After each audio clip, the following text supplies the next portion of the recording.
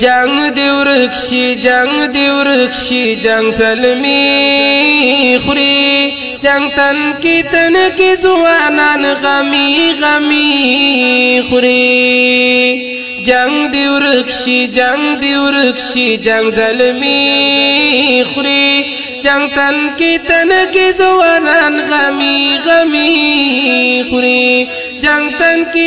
کی زوانان غمی غمی خوری جنگ دی ورکشی جنگ کی پیغلی کنڈی کیگی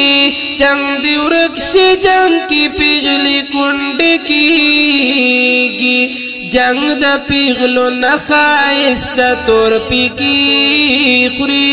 جنگ تن کی زوانان غمی غمی خوری جنگ دی ورکشی جنگ زلمی خوری جنگ تن کی زوانان غمی غمی خوری جنگ تن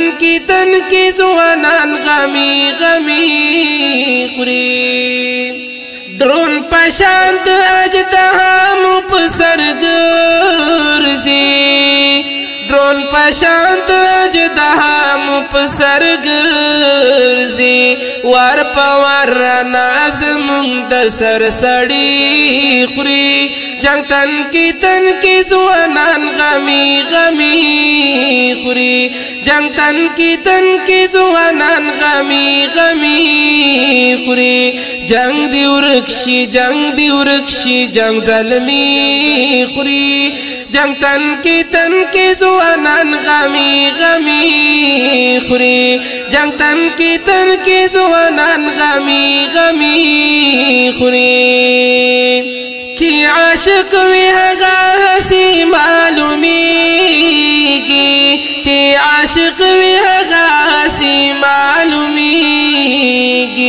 محبت کی قاسمنا لیونی خوری جنگ تن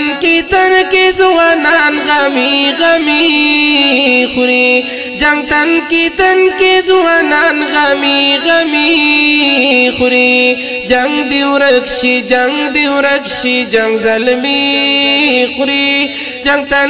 تن کی زوانان غمی غمی خوری جنگ تن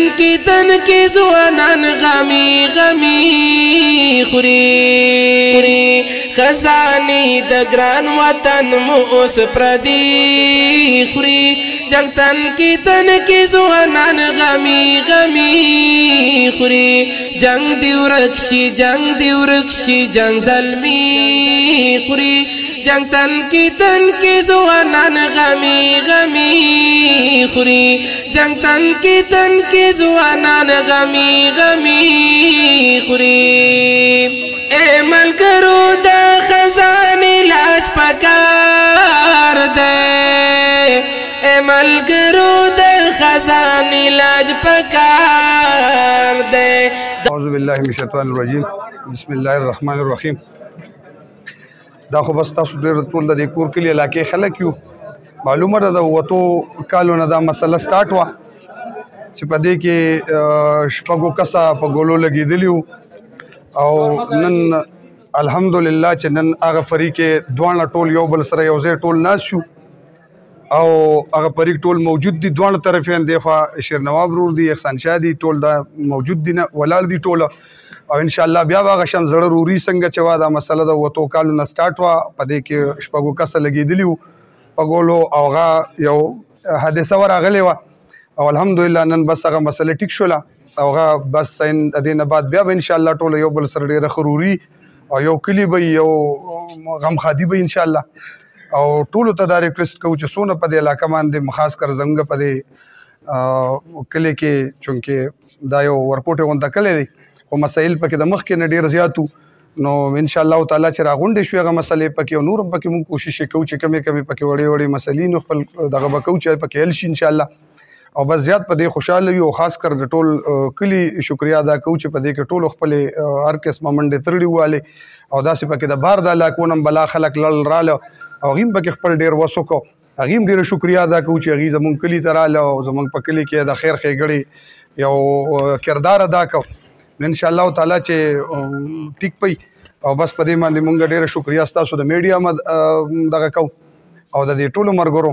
او بس الحمدلله نن هغه فریق ټول د دین په یو بل سره ټول ولاړ یو ټول لکړي خلک ولاړ یو ټول د یو بل سره ډیره خروري دا ډیره اعوذ بالله من الشیطان الرجیم بسم الله الرحمن الرحیم